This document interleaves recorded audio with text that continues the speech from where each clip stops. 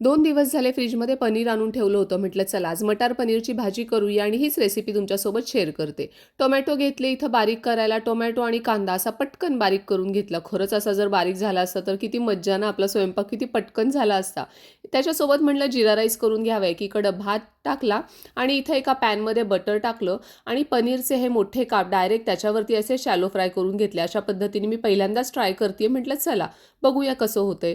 मग त्याच पॅनमध्ये पुन्हा थोडंसं तेल टाकलं, बटर टाकलं, कांदा टाकला, खडे मसाले टाकले. त्यामध्ये लवंग, वेलदोडे, मिरी आणि टोमॅटो टाकून सगळं वाटण हे छान असं परतून घेतलं. म्हटलं आता हे गार होईपर्यंत आपण पनीरचे तुकडे करून घ्यावे.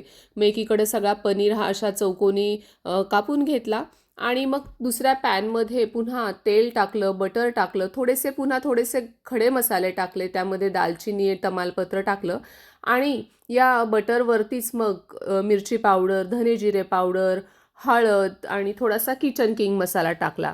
बारीक केलेली टोमॅटोची, कांद्याची पेस्ट टाकली, वाटाणा आणि पनीर टाकून वरून शेवटी कसुरी मेथी टाकली आणि चवीला थोडीशी साखर आणि आता क्रीम नव्हतं माझ्याकडं, मग थोडंसं दूध टाकलं. इकडं भाजी तयार झाली आणि गरम गरम जिरा राईस पण तयार झाला. मुलांना म्हटलं आमरस करून घ्यावा. 3 आंब्यांचा रस काढून घेतला. त्यामध्ये साखर टाकली, दूध टाकलं, वेलची पावडर टाकली आणि फ्रीजमध्ये थंड करायला ठेवला.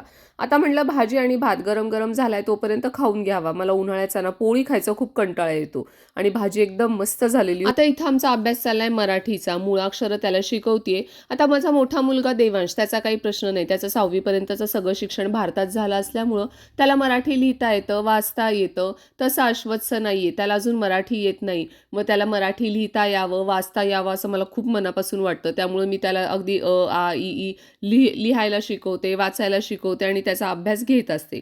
तर तिन्ही सांजेला इथं शुभंकरोती म्हणून झालेली आहे, मारुती स्तोत्र म्हणून झालेला आहे.